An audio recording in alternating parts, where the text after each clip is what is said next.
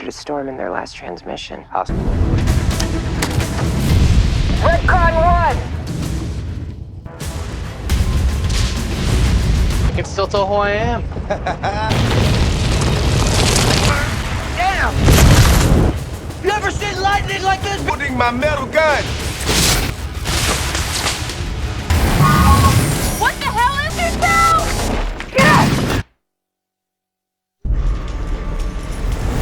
Dealer, move, move, move!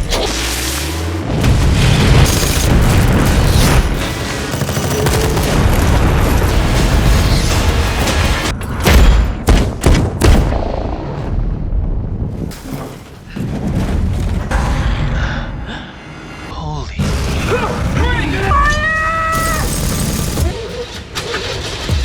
Dash, come on! I'm trying.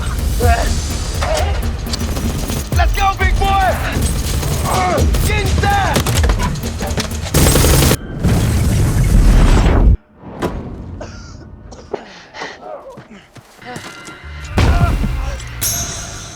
Oh my god!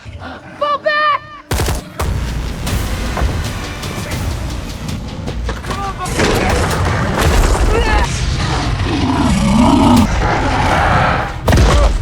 Reloading!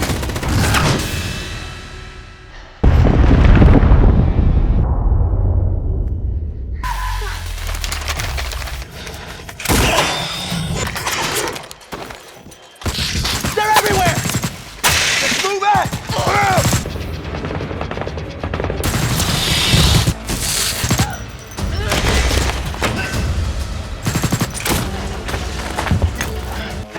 Come on, Keep moving!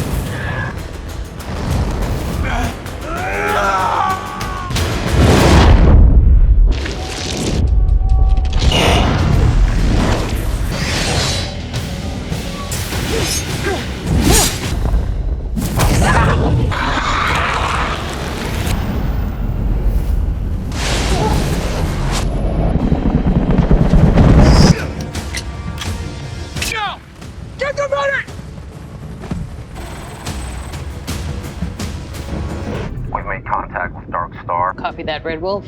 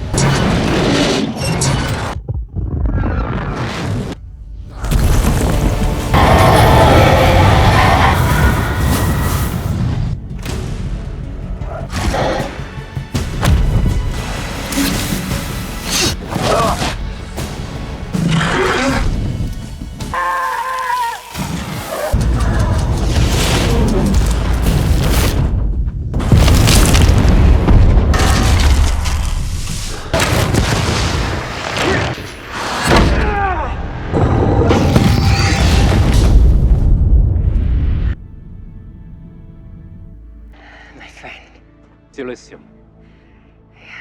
Oh, yeah. I don't have any more chocolate. Here. We came to help. Can't have starting again. There's going to be another. We're down. That's just.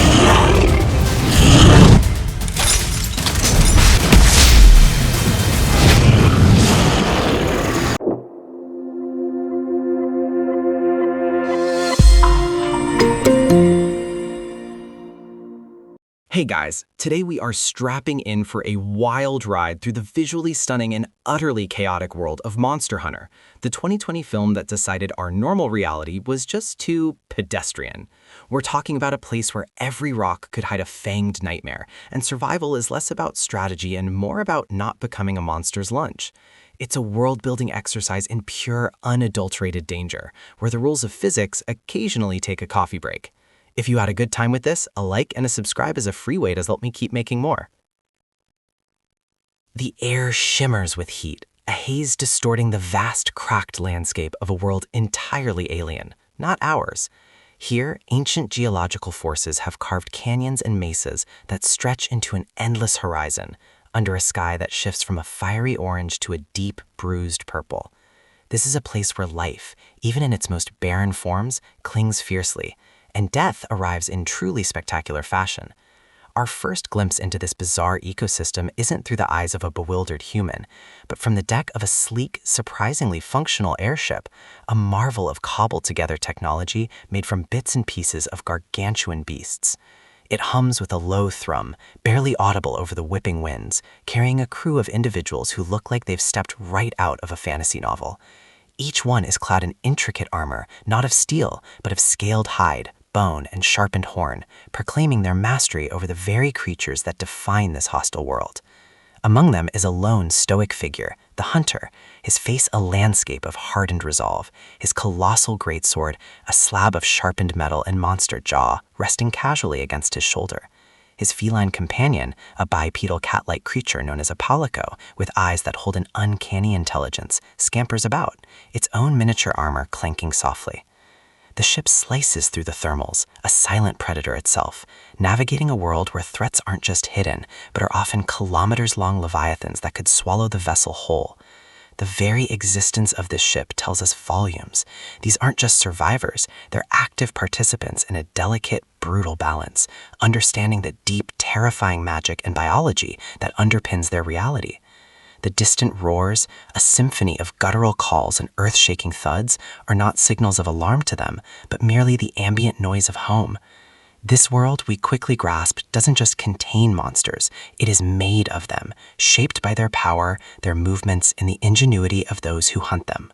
Cut now to a completely different reality, a stark contrast to the primeval majesty we just witnessed. We're in a Humvee, rumbling through the featureless desert of our own Earth, the familiar grid of sand and the distant hum of military communication filling the air. Captain Natalie Artemis, a U.S. Army Ranger, leads her squad, their faces etched with the familiar weariness of deployment. They're professional, disciplined, and utterly reliant on the precision of modern technology. The mundane nature of their patrol is abruptly shattered by a sudden, inexplicable sandstorm. It's no ordinary storm. The air crackles with an unnatural energy. A deep, resonant hum vibrates through their very bones, and the sky twists into an ominous, emerald-tinted vortex. The wind howls, a primal scream, tearing out their vehicles, pelting them with sand that feel like tiny, sharp bullets. Lights flicker, radios die with a fizzle, and then a blinding flash, a deafening roar that seems to rip the fabric of reality itself. It's like being shoved through a cosmic garbage disposal, a terrifying lurch and drop, the Humvee tumbling end over end, the air thick with ozone and the metallic tang of something impossibly alien. When they finally crash land, the silence that follows is profound, save for the ringing in their ears and the ragged gasps for breath. They're no longer in their desert. The sand here is coarser, the light a sickly yellow, and the rock formations towering around them are unlike anything on Earth, carved into jagged, unnatural spires. Their Humvee is a mangled wreck, a testament to the impossible forces that just transported them. They're disoriented, bruised, and crucially, completely cut off. Radios are dead, GPS useless. This isn't just another continent, it's another dimension. The world they've landed in is an ancient, hostile place, devoid of any familiar landmarks, its vastness pressing down on them with an almost physical weight. The initial confusion gives way to a creeping dread as they realize the impossible has happened. Their advanced weaponry, their training, their entire worldview is suddenly moot. The sand feels hotter, almost alive beneath their boots, and the air itself seems to carry a heavy, humid density, a stark difference from the dry desert they knew. Every rustle of shifting sand, every distant echo feels magnified, threatening. The rules have changed, and they're playing a game they don't even know the name of yet. Their initial forays into this alien land are disastrous, a grim introduction to its merciless rules. Following a series of strange tracks that are far too large to be anything terrestrial, they venture into a massive cavernous network, the air thick with the smell of decay and something sickly sweet. Here, the world introduces itself properly, in the form of Nurcilla. These aren't just big spiders, they are nightmares made manifest. Imagine arachnids the size of battle tanks, with multiple glowing eyes that pierce the gloom, chitinous exoskeletons that shimmer with an oily iridescence, and razor-sharp fangs that drip with a potent, paralyzing venom. The sound they make is a chilling, high-pitched scuttling, 1,000 tiny clicks and scrapes echoing off the cave walls, growing louder, closer. Their webs aren't delicate silk, they're thick, sticky cables, strong enough to ensnare a truck, and infused with the same paralytic agent as their fangs. The squad's high-tech firearms, once symbols of overwhelming power, prove utterly ineffective. Bullets ping uselessly off the Nurcilla's armored bodies, doing little more than annoying them. The soldiers' M4s and grenades are like toys against these living tanks. One by one, the squad is picked off, caught in the sticky webs, their struggles growing weaker as the venom takes hold. The terrifying efficiency of these creatures, how they use the environment, the dark, constricted tunnels, the surprise drops from the ceiling, demonstrates a perfectly evolved hunting strategy. This isn't just a monster attack, it's an ecological lesson, brutal and swift. Artemis, amidst the horrifying screams of her comrades and the sickening crunch of chitin, witnesses the abject failure of their modern arsenal. Her high-velocity rounds might as well be spitballs. The tactical advantage she's always relied upon simply doesn't exist here. Her determination hardens, not in a desperate clinging to old methods, but in a desperate scramble to find any method. She observes, even as chaos reigns, the monsters are vulnerable to fire. A quick-thinking move, utilizing the last of their incendiary rounds, brings down a few of the beasts, but the victory is fleeting and costly. The echoing silence that eventually descends upon the cavern, broken only by her own ragged breathing, is a heavy shroud, a testament to the swift and total annihilation of her unit. The metallic tang of fear mixes with the acrid scent of venom and scorched monster flesh in the air. She's alone, vulnerable, and facing a world that actively despises her existence, its rules a mystery she has to solve or die trying. It's a truly humbling experience, going from top of the food chain to, well, pretty much bait. Barely escaping the Nurcilla's lair, Artemis emerges into the scorching open desert, the sun beating down mercilessly. The sheer scale of the landscape is overwhelming, an endless expanse of shifting dunes and jagged rock formations. Here, the world throws another lesson at her, even bigger than the last one, the Diablos. This is a true titan, a creature that makes the Nurcilla look like house cats. Imagine a desert dragon, but without the wings, instead armed with a pair of colossal corkscrew horns, a thick, ridged hide that blends perfectly with the sand, and a subterranean existence that makes it an apex predator of this vast, arid environment. Its movements are heralded by immense tremors in the ground, the very earth rippling and exploding as it bursts forth from beneath the dunes. The sound it makes is less a roar and more a booming, guttural bellow, a deep, resonant vibration that shakes the very air, rattling your teeth. It hunts by sound and vibration, making stealth a desperate, agonizing crawl. Artemis and the last remaining members of her squad, now just 2, discover this the hard way. Their modern military movements, designed for speed and direct confrontation, are like ringing a dinner bell for this beast. The Humvee, despite its armored plating, is tossed aside like a toy car, its metal groaning and tearing under the creature's immense force. The sheer power involved, the destructive capability of a creature that can shift tons of sand with a single thrash of its head, underscores the utter insignificance of humanity's conventional power in this world. The Diablos is a force of nature, an embodiment of the desert's unforgiving might. It emerges from the sand with a roar that seems to rip the sky, its colossal horns arcing through the air like ancient, deadly scythes.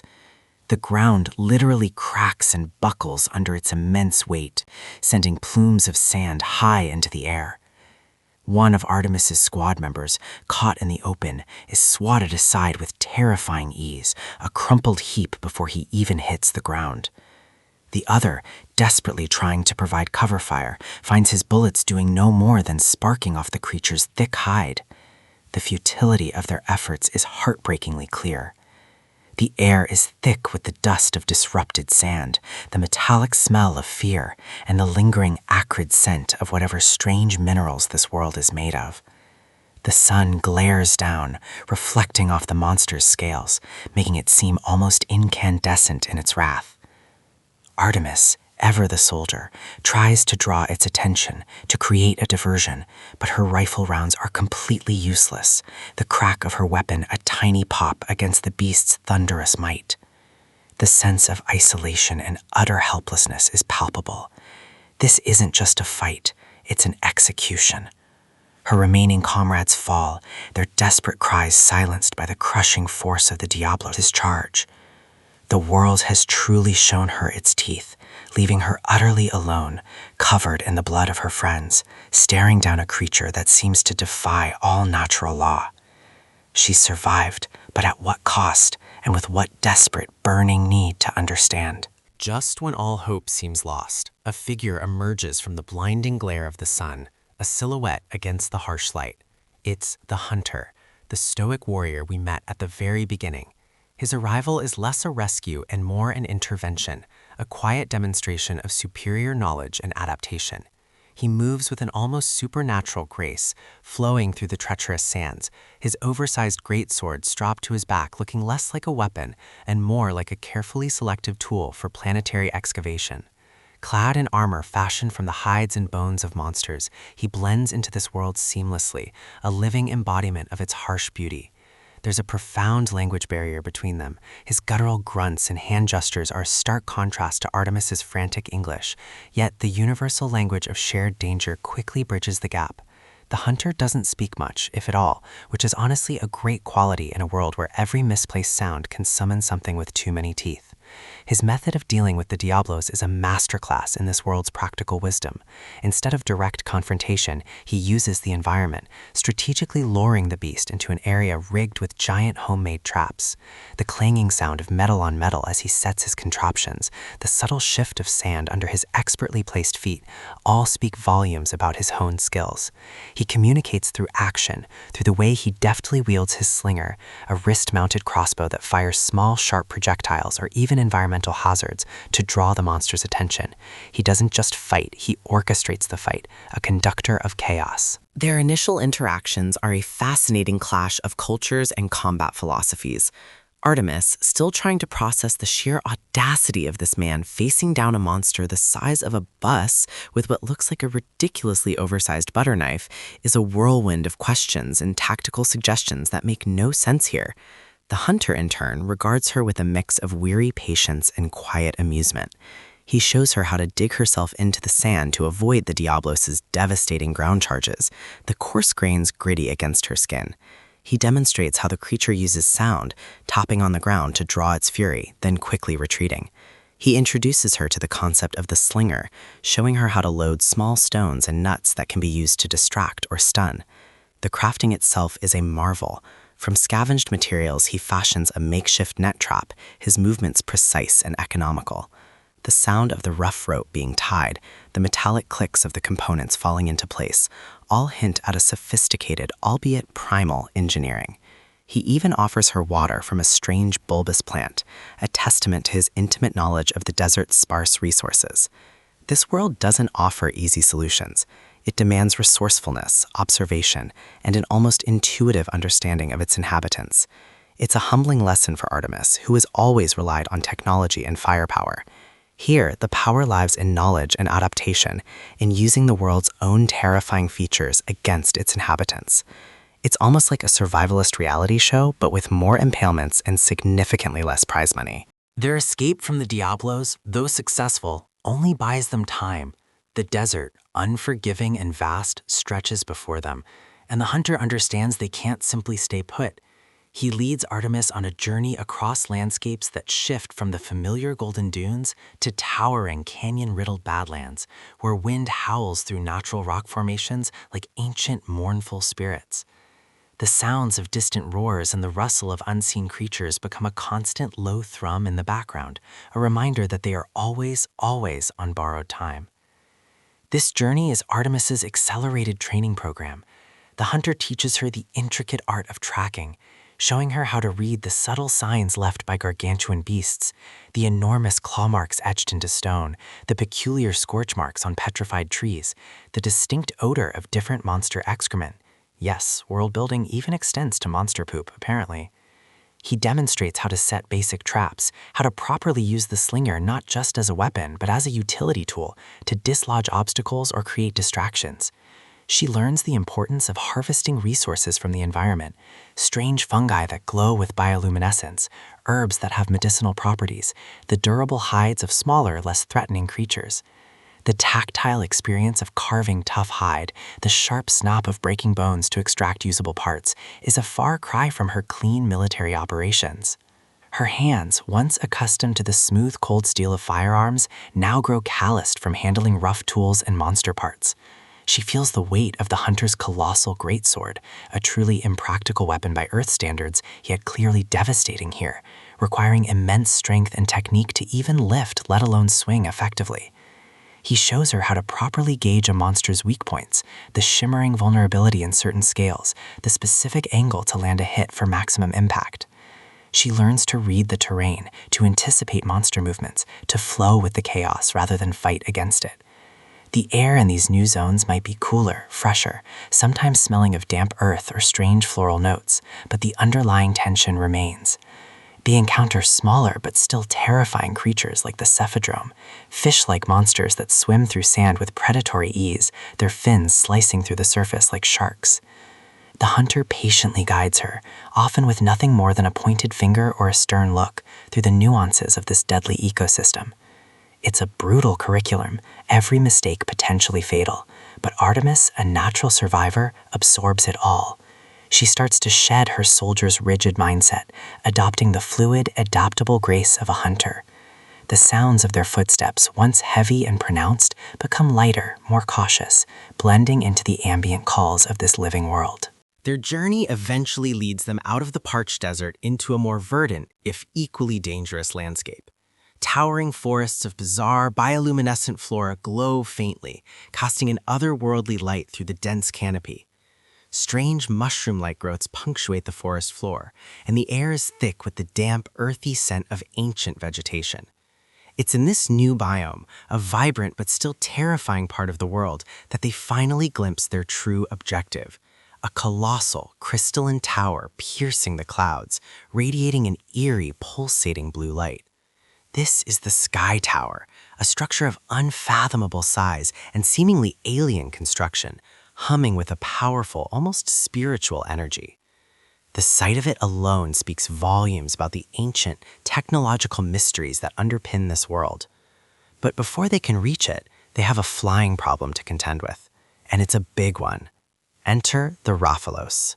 The Rathalos is nothing short of majestic and terrifying. It's the king of the skies in this region, a magnificent, dragon-like wyvern with scales of burnished crimson, massive leathery wings that beat the air with the force of a hurricane, and a pair of eyes that glow with intelligent malevolence. Its roar is a deafening shriek, echoing to the canyons and forests, proclaiming its dominance. But its most devastating weapon is its fire. It breathes torrents of searing flame, a superheated inferno that incinerates everything in its path, turning ancient trees to ash in an instant. The air around it literally shimmers with heat, and the crackle of its fiery breath is a terrifying sound, a prelude to complete devastation. Unlike the burrowing Diablos or the ambush-hunting Nurcilla, the Rathalos surveys its domain from above, a watchful, patient hunter. The hunter explains, through gestures and grunts, that this beast is a territorial menace, responsible for much of the destruction they've witnessed. The Sky Tower, it seems, is frequently plagued by its presence. The hunter's reverence, mixed with a healthy dose of professional caution, speaks to the Rathalos' legendary status within this world's ecosystem. It's not just a monster, it's a force, a symbol of the untamed power of this dimension. The final approach to the Sky Tower is fraught with peril. They dodge explosive geysers, navigate treacherous crumbling paths, and face down smaller but still aggressive monsters that guard the periphery of the Rathalos' domain. Artemis by now is a transformed warrior. Her movements are fluid, her eyes constantly scanning for threats, her grip on the slinger firm and confident. She understands the rhythm of this world, the delicate balance between predator and prey, the subtle cues of an approaching danger. The hunter, watching her, shows a rare, fleeting look of approval. They finally reach the Sky Tower, its sheer magnitude dwarfing everything around it. Its surface is not stone or metal, but a peculiar crystalline substance that glows with an internal light, pulsing with a deep, resonant hum that vibrates through the ground. It is an artifact of immense power and unknown origin, a stark contradiction to the organic, primordial nature of the monsters. At the base of this impossible structure, they find an encampment, a collection of makeshift tents and structures fashioned from monster hide and bone. This is where Artemis finally meets the Admiral, the sagely leader of the local hunters, along with his colorful crew of palicoes and human or human-like companions. The Admiral, a seasoned warrior with a weathered face and eyes that hold ancient wisdom, speaks her language, a surprising and welcome relief. He explains the deeper lore of this world, the true purpose of the Sky Tower. It's a nexus, a portal generator, not just between different locations in their world, but between dimensions. This tower, he reveals, periodically opens rifts, pulling in creatures and people from other worlds, much like Artemis and her squad. The monstrous inhabitants of this world, the Elder Dragons, ancient godlike creatures of immense power, sense these dimensional breaches and are drawn to them, destabilizing the natural order. The Rathalos, in particular, is fiercely territorial over the Sky Tower, instinctively trying to close the portal, or perhaps ensure it only lets its kind through. The narrative expands rapidly here, revealing a multi-dimensional conflict, a grander scheme where their world acts as a buffer between dimensions, and the hunters are its reluctant guardians. The constant roar of the wind around the tower, the crackle of energy from its crystalline surface, all contribute to the sense of immense, almost cosmic power concentrated in this one spot. The Admiral's voice, though calm, carries the weight of millennia of such conflicts. He speaks of the need to maintain balance, to prevent Elder Dragons from crossing over and wreaking havoc on other more vulnerable realities like Earth. The encampment itself is a fascinating microcosm of this unique society. Palicos and their charming little outfits and armed with tiny weapons are not just pets but indispensable members of the team, offering support, cooking meals, and even healing. The tools and weapons are all crafted from the parts of felled monsters, each piece infused with the properties of the creature it came from. The armor Artemis saw earlier on the hunter is not just decorative, it's functionally superior, providing protection against specific elemental attacks or physical damage, depending on the monster it was harvested from. The sounds of the forge, the rhythmic clang of hammer on heated metal, the sizzle of quenched steel are a constant backdrop, demonstrating the intricate craftsmanship required. Artemis is taken to the forge, where she witnesses the painstaking process of transforming raw monster parts, the shimmering scales of the Nurcilla, the thick hide of the Diablos, into formidable weaponry. She's given a new set of armor, lighter and more functional, and a pair of twin blades, a far cry from her rifle, but perfectly suited for close-quarters combat against colossal beasts. The feeling of the grip, the balance of the blades, the cool metallic tang of the monster-infused metal, it's a tactile awakening. The Admiral lays out the plan. They need to defeat the Rathalos to stabilize the portal and allow Artemis to return home. It's a complex strategy, requiring the coordinated effort of the entire hunting party, each member playing a crucial role. The hunter, using his intimate knowledge of the Rathalos' patterns, prepares various traps and environmental hazards. They meticulously map out the terrain around the tower, identifying choke points, potential cover, and areas where the Rathalos might be vulnerable. The sound of their preparations, the sharpening of blades, the loading of various projectiles into slingers, the careful arrangement of explosives, creates a symphony of focused determination. Artemis, no longer a bewildered soldier, embraces her role, her tactical mind now repurposed for this new form of warfare. She's learned that brute force is often suicide. Cunning, precision, and a deep understanding of the monster are the true weapons here. Her previous combat experience, combined with the hunter's primal wisdom, creates a formidable synthesis of old and new. They are going to use the world's own terrifying features against its self-proclaimed king. And frankly, I'm here for it. It's like a really extreme team-building exercise, except the team can get eaten. The climactic battle against the Rathalos is a breathtaking display of coordinated chaos, a symphony of roars, fire, and steel. The Rathalos descends from the sky like a crimson meteor, its wings tearing the air, its guttural shriek announcing its fury. The ground trembles under the force of its landing, sending dust and small stones flying. Fire, hot enough to melt metal, erupts from its maw, scorching the earth where moments before Artemis and the hunter stood. The air fills with the acrid smell of ozone and sulfur. This is where all of Artemis's training, all her observations, all her newfound understanding of this world coalesce into action. She moves with an agile precision, dodging blasts of fire, the heat radiating off her, making her skin tingle. The crock of her newly acquired twin blades as they connect with the monster's armored hide is a high-pitched whine, followed by the deep thud of impact, each strike aimed at a vulnerable point.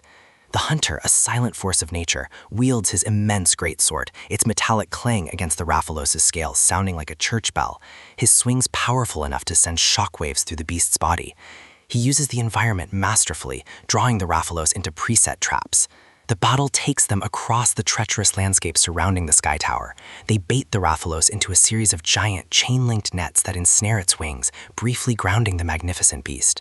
The frantic flopping of its wings, the snapping of chains, the desperate roars of frustration, these are the sounds of a king temporarily dethroned. Artemis, using her slinger, fires specialized projectiles designed to embed themselves in the monster's flesh, setting off elemental reactions, perhaps a flash bomb to disorient, or a venomous dart to gradually weaken it. The Palicos, small but mighty, rush in with their own tiny weapons, distracting the Rathalos, drawing its attention away from the main attackers, their chirps and tiny battle cries a strangely endearing counterpoint to the monster's enraged roars. The Admiral and his crew provide range support, their specialized bows and projectile weapons peppering the Rathalos with explosive arrows and debilitating bolts. It's a dance of death, precise and brutal. Every strike, every dodge, every tactical decision is critical.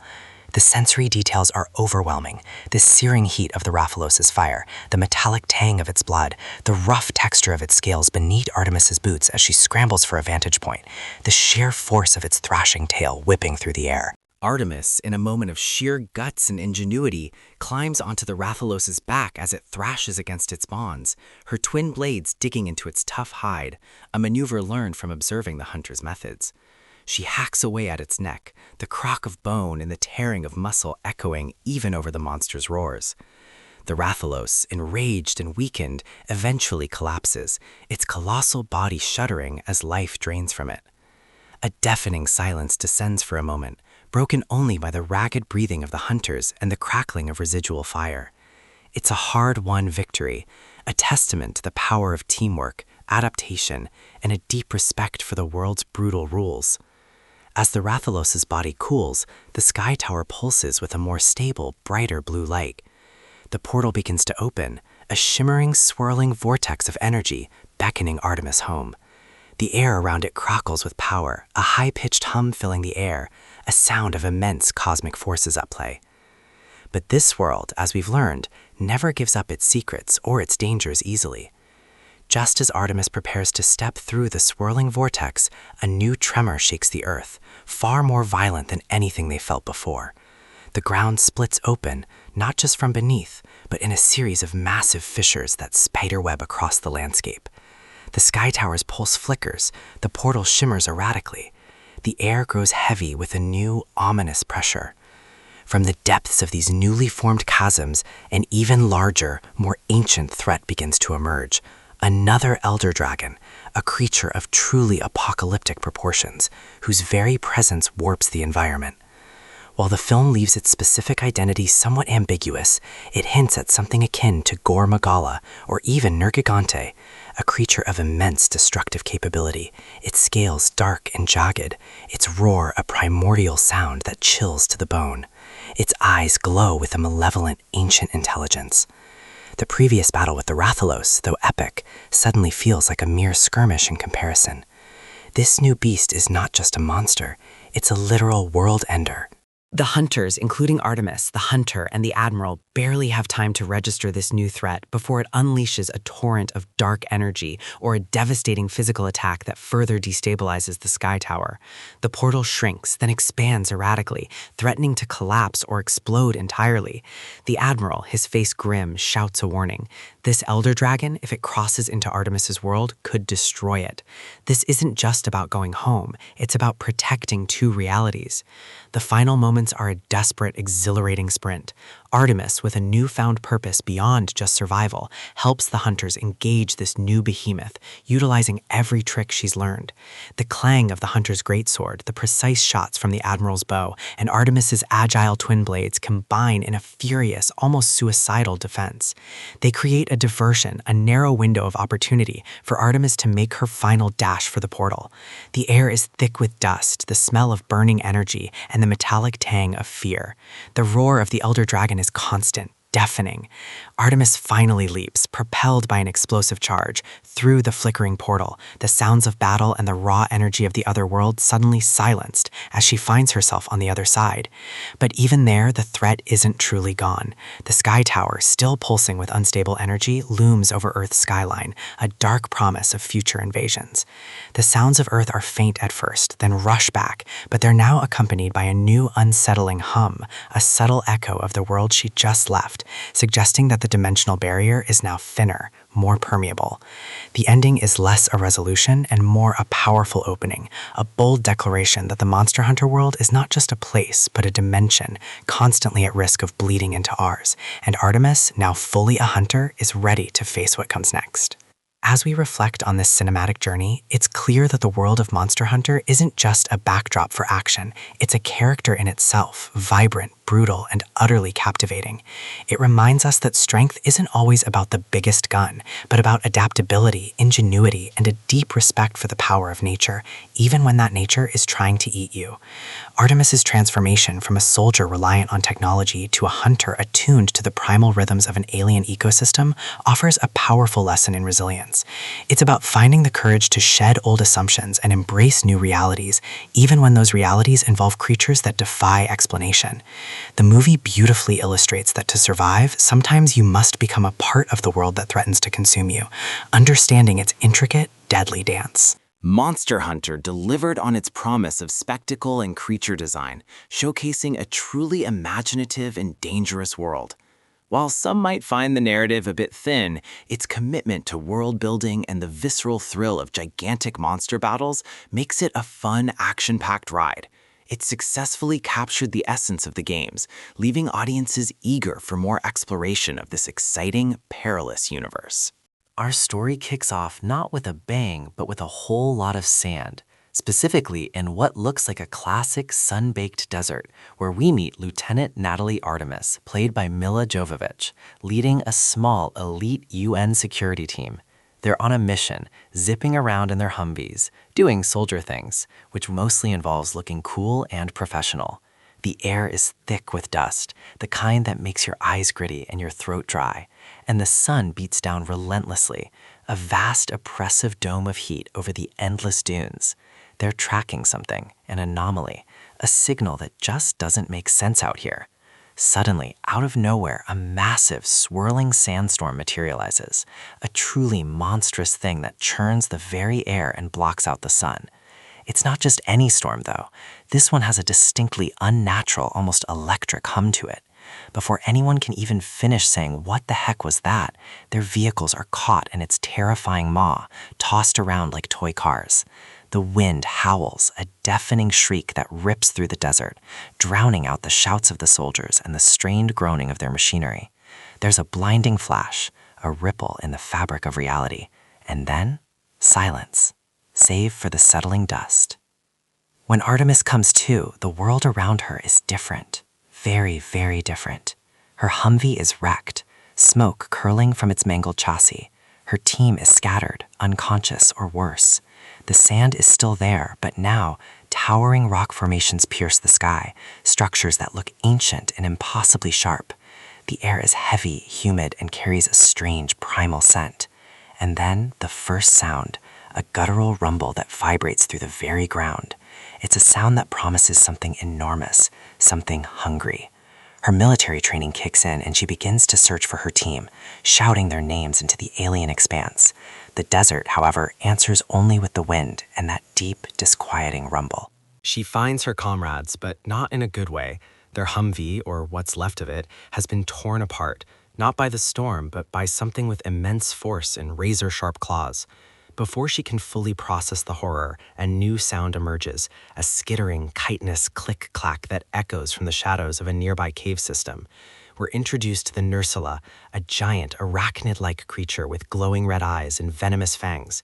It's a creature straight out of a nightmare, and it moves with terrifying speed and agility.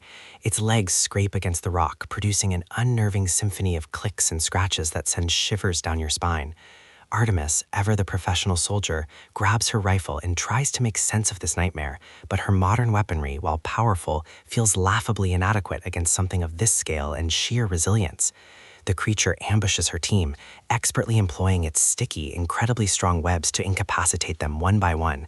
It's a genuinely terrifying sequence, as her trained, competent soldiers who face down human threats are utterly outmatched and systematically picked off by this apex predator. The screams of her comrades are gut-wrenching, echoing through the cavern as they're wrapped in layers of silk, destined to be dinner. You can almost feel the sticky, suffocating sensation of the webs yourself. Artemis, through sheer grit and a bit of luck, manages to evade the worst of it, but she is alone, cut off from her team and staring down a creature that laughs in the face of bullets. Her survival instincts scream at her to run, and she does, deeper into the treacherous cave system, with the Nurcilla hot on her heels, its many legs making an awful rhythmic thumping sound as it pursues. She makes a desperate stand, using her training to set up rudimentary traps, but the Nurcilla is too cunning, too monstrously powerful. It's here that the film really drives home the idea that her previous world's rules no longer apply. This isn't a fight she can win with conventional tactics. Just when things look their absolute bleakest, when Artemis is cornered and about to become another silk-wrapped snock, a new figure bursts into the scene. This is the Hunter, played by Tony Jaa, a silent, mysterious warrior from this monster-infested world. He's armed with a colossal greatsword. Seriously, it's bigger than he is, looking like a slab of sharpened mountain, and moves with an almost supernatural grace. His entrance is a whirlwind of motion, a blur of practiced strikes and incredible agility. The clang of his massive sword against the Nurcilla's chitinous armor rings through the cave, a surprisingly metallic sound for a creature of flesh and bone. He doesn't speak a word, communicating only through his fierce determination and his incredible prowess in battle. He fights with an almost brutal elegance, clearly having faced creatures like this countless times before. He knows its weak points, its patterns, its every move. Together, in a tense, chaotic battle, they manage to drive the Nurcilla back, though not without Artemis sustaining injuries and an even deeper sense of bewilderment. The initial encounter between Artemis and the Hunter is a masterclass in nonverbal communication and suspicion. She's a soldier, trained to trust no one she doesn't know, especially not a wild-looking man wielding a sword that could fell a small tree. He, on the other hand, sees her as an anomaly, an outsider, a potential threat. Their first interactions are a series of tense standoffs, attempted attacks, and frustrated gestures. She tries to use her military radio, hoping for some miraculous signal, but it only crackles with static, a stark reminder of how truly alone she is. The Hunter tries to convey the dangers of this world, pointing to tracks in the sand, demonstrating how to avoid traps, but his methods are primal, raw, and completely alien to her. It's a hilarious and frustrating sequence, watching them try to bridge a language gap that feels as wide as the ocean. At one point, she tries to offer him a granola bar, and he just stares at it with an expression that perfectly blends curiosity and profound confusion, before probably thinking, what kind of useless sustenance is this? Their uneasy alliance slowly begins to form out of necessity. Artemis, stripped of her advanced weaponry and reliable squad, is utterly helpless in this new environment. The Hunter, while immensely capable, seems intrigued by her stubbornness and her surprising resilience. He begins to teach her the ways of his world, not with words, but with actions. He shows her how to find water by digging up specific succulent plants that look suspiciously like giant cacti with googly eyes, a truly bizarre sight. He teaches her to identify monster tracks, to set snares, and to utilize the environment to her advantage. The sounds of their training sessions are filled with the rustling of leaves, the crunch of footsteps on strange soil, and the occasional frustrated grunt from Artemis as she tries to master a new skill. She observes how he moves, how he carries his monstrous weapons with such ease, how he blends into the landscape, a true predator in his own right. The sheer ingenuity of his gear, crafted from the very monsters he hunts, is fascinating. His armor, made from scales and hide, looks both ancient and incredibly functional, a stark contrast to her sleek tactical fatigues. Their training montage, while brief, is impactful. We see Artemis struggling with the weight of the hunter's weapons, her muscles screaming in protest. The clatter of metal as she tries to mimic his swift, powerful swings with a practice sword. We also see her adopting, using her intelligence and quick thinking to solve problems in ways the hunter, for all his primal wisdom, might not consider. She's learning to listen to the world around her, to the distant roars that signify danger, the rustling in the bushes that might be prey or predator, the subtle shifts in the wind that carry crucial information. She learns to build rudimentary fire, a small, crackling beacon in the vast, dangerous darkness, which he watches with a mix of awe and a certain "why didn't I think of that" expression. The real crucible, however, arrives in the form of the Diablos, an absolutely gargantuan, horned beast that burrows beneath the sands like a monstrous desert shark. The ground itself shakes with its movement, a deep, resonant tremor that precedes its terrifying emergence. It's an imposing creature, all raw power and furious aggression, and its roar is a force of nature, a sound that rattles your very bones and makes your teeth ache. This is where the hunter truly shines, demonstrating his mastery of his craft. He knows the Diablos' patterns, its vulnerabilities, its sheer destructive capability. He doesn't confront it head-on. Instead, he uses the environment, strategically luring it into a trap involving massive ancient rock formations. The Diablos crashes into the rocks, sending debris flying with explosive force, the sound of stone cracking and shattering echoing through the desert. It's a beautifully choreographed battle, with the hunter's agility and strategic thinking pitted against the Diablos' brute strength. Artemis assists, using her rifle where she can, but more importantly, observing and learning. She sees the intricate dance between hunter and hunted, the respect for the beast's power and the cunning required to overcome it. The dust and sand kicked up by the bottle create a chaotic, almost supernatural haze, adding to the epic feel. You can practically taste the grit in the air. After a grueling battle that leaves them both exhausted and battered but victorious, they finally manage to take down the Diablos. The sheer size of the fallen beast is staggering, a testament to the raw power of this world. The hunter, with practiced ease, begins to carve materials from its hide and horns, explaining, through gestures, their value and utility. This is the heart of the Monster Hunter universe, using the parts of felled beasts to craft better weapons and armor, a sustainable cycle of survival and power building. It's a pragmatic, brutal, yet undeniably cool aspect of this world. This moment solidifies their partnership. Artemis has proven herself capable of adopting, and the hunter sees her not just as an outsider, but as a potential ally. Their journey continues, now with a shared goal, finding a way to get Artemis home. The hunter knows of ancient structures, artifacts from a long-lost civilization that might hold the key to the mysterious portals. They traverse vast, dangerous landscapes, encountering smaller but no less deadly creatures along the way. We get glimpses of the incredibly diverse ecosystem, from giant herbivores grazing peacefully to smaller territorial predators. The soundscape is always rich, the buzzing of enormous insects, the distant calls of unknown animals, the constant whisper of the wind carrying the sense of strange flora. Eventually, they reach a towering structure that looks impossibly ancient, carved into the side of a colossal mountain. It's the Sky Tower, a monument to a forgotten age, radiating a faint, almost magical energy. As they ascend, the air grows cooler, and the views become breathtaking, showcasing the sheer scale and beauty of this alien world. It's a moment of quiet awe amidst the constant danger. Up near the summit, they find a larger community, a hub for other hunters, all united under the command of the Admiral, a grizzled, wise, and somewhat eccentric leader, also played by Ron Perlman. This is where the world-building truly expands. The Admiral's airship, the Excelsior, is a marvel of engineering, a massive, ornate vessel made from carved wood, leather, and various monster parts, powered by glowing crystalline energy. It's a floating fortress, bristling with ballistas and catapults, designed to traverse the skies and hunt even the most formidable airborne monsters. The sounds of the ship are a constant hum of machinery, the creak of timber, and the distant calls of the crew.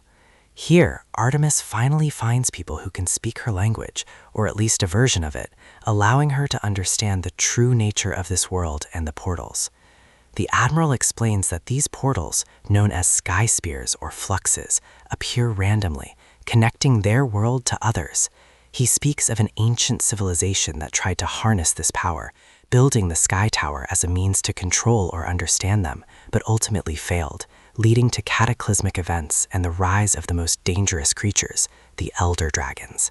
He warns her that a massive, fire-breathing Elder Dragon, the mighty Rathalos, is the one causing the energy surges that are tearing open these portals. If it reaches her world, it would be an apocalypse. The Admiral's voice is grave, filled with the weight of generations of monster hunting, a grim history lesson delivered with a steely gaze. He also introduces her to the Palico, an adorable bipedal cat-like creature that serves as the ship's cook and a highly skilled combat assistant. The Palico, with its cheerful meows and surprisingly effective cooking, adds a much-needed touch of levity to the grim situation. Its culinary creations, while probably delicious, look incredibly exotic, made from unknown ingredients. Just as Artemis begins to process this overwhelming information, the ship is plunged into chaos. A piercing shriek echoes through the sky, followed by the terrifying whoosh of immense wings. It's the Rathalos, a creature of legend, a living inferno. Its scales gleam like molten gold in the sunlight, and its eyes burn with primal fury. This isn't just a monster, it's a force of nature. The attack is brutal and sudden. Fireballs erupt from its maw, blasting holes in the ship's hull, sending splinters and smoke everywhere. The screams of the crew mix with the roar of the monster and the groan of the massive airship as it takes hit after hit. The smell of burning wood and ozone fills the air. Artemis, no longer just a soldier, but a burgeoning monster hunter, springs into action. She grabs a massive monster bone bowgun, because why settle for a tiny rifle when you can have a shoulder-mounted cannon, right? And joins the fight alongside the hunter and the rest of the crew. This is a spectacular aerial battle, a symphony of destruction. Hunters rappel down ropes, firing their own oversized weapons. The ballistas launch giant bolts that clang against the Rathalos' impenetrable hide, sometimes piercing it, eliciting a furious shriek from the beast. The hunter, with his great sword, leaps onto the Rathalos' back, trying to strike at its vulnerable points. A truly insane feat of courage. Artemis, surprisingly adept with the bowgun, aims for the Rathalos' wings, trying to ground the beast. She remembers the Admiral's words about aiming for specific weak spots, and her training with the hunter kicks in. The thud of the bowgun's projectiles, the distant explosions of fireballs, and the constant rhythmic flapping of the Rathalos' wings create an intense, adrenaline-pumping soundscape. It's a moment where her two worlds truly collide, her military precision now married with the primal tactics of the hunters. The battle is a desperate struggle, with the ship taking heavy damage. The Rathalos is relentless, its fiery breath incinerating sections of the deck. But the hunters are equally tenacious. The Palico, surprisingly, plays a crucial role, skillfully piloting a smaller airship, a speedy scout vessel, to distract the monster and provide cover. Its excited meows as it performs daring maneuvers add a touch of comic relief amidst the chaos. The fight is intense, with close calls and near-fatal blows, until finally, through a combined effort of cunning and sheer firepower, they manage to damage one of its wings, sending the colossal creature plummeting towards the earth in a fiery dive, crashing into the desert below with an earth-shattering impact. The silence that follows is deafening, broken only by the crackling of flames and the groans of the damaged airship. With the immediate threat of the Rathalos temporarily dealt with, the Admiral turns his attention to the true objective, stopping the portals from opening and preventing any more monsters from crossing into Artemis's world. The portal is currently unstable, a shimmering, swirling vortex of energy high up in the Sky Tower. They devise a plan to use the tower's ancient mechanisms, combined with the energy of a specific Elder Dragon artifact, to seal the portal permanently. This world, they explain, is filled with these elder dragon artifacts, remnants of creatures so powerful they shaped the very landscape and time itself. The Sky Tower was built to study and perhaps contain such forces, but it's a dangerous game. Their journey to the heart of the Sky Tower is fraught with peril. The tower itself is a testament to the lost civilization, its immense, intricate mechanisms still humming with latent power. Ancient carvings adorn its walls, depicting scenes of colossal battles between hunters and creatures of unimaginable power, hinting at the vast, untold history of this world. The air is charged with a strange, almost electric energy, and the metallic tang of old machinery fills your nostrils. They encounter more smaller monsters within the tower's winding passages, creatures that have made the ancient ruins their home. These are nimble, cunning foes, requiring the hunters to move with stealth and precision, their footsteps echoing softly on the cold stone. As they near the portal, they realize the Rathalos isn't entirely defeated. It's ascended to the tower, drawn by the portal's energy, and it's even angrier now, more dangerous. This sets up the final, epic showdown. This battle is less about brute force and more about strategic maneuvering and teamwork. The Rathalos, despite its injured wing, is still incredibly agile, using the tower's intricate structure to its advantage, breathing torrents of fire that scorch the ancient stone. The battle takes place high up with dizzying drops and crumbling platforms, adding an extra layer of peril. The sounds are a cacophony of stone breaking, fire roaring, and the metallic clang of weapons against scales. Artemis, now fully embracing her role as a hunter, fights alongside the hunter and the Admiral.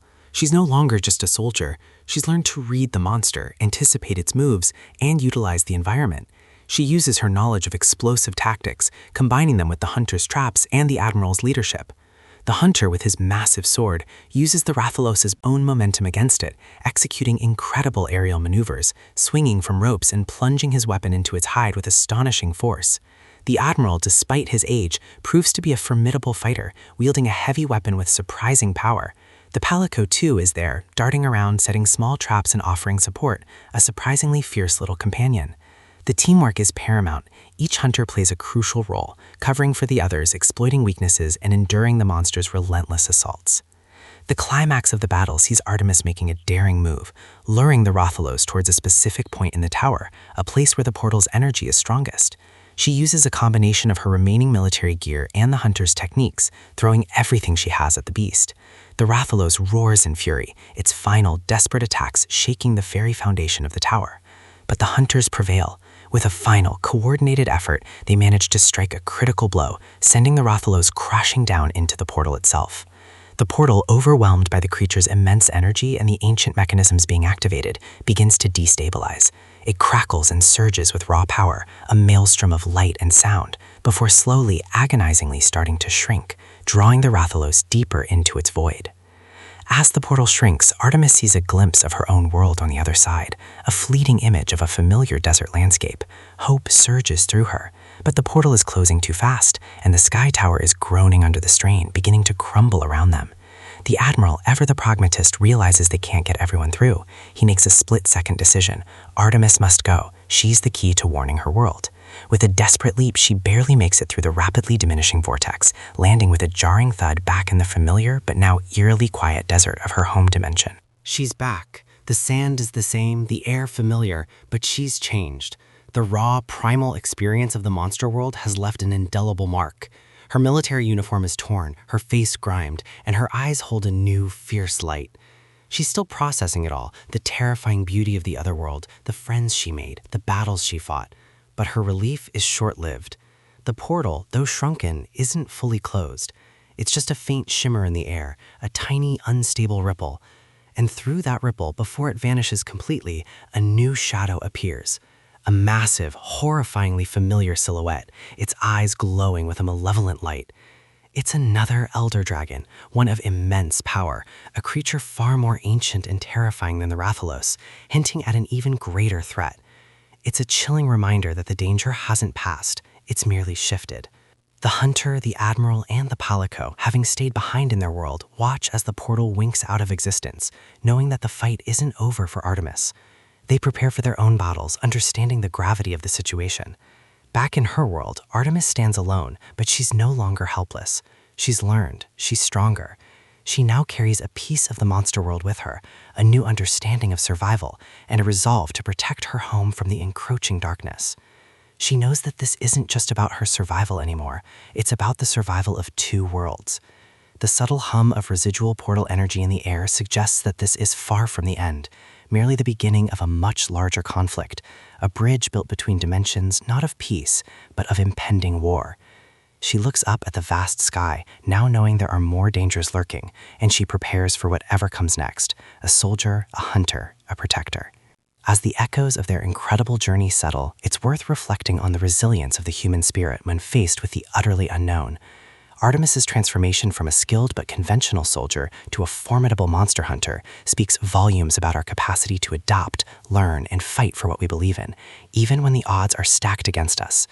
This story reminds us that courage isn't just about facing what you know, but about embracing the terrifying possibilities of what lies beyond, finding unexpected allies, and forging a new path forward in a world far grander and more dangerous than we ever imagined. Monster Hunter offers a spectacle of action and a fantastic visual journey into a world teeming with awe-inspiring creatures. While it certainly leans into the turn off your brain and enjoy category, it delivers on its promise of big monsters and bigger fights, setting the stage for some truly epic battles. It's a fun ride that showcases the sheer scale and wonder of the game's universe, leaving you wanting to see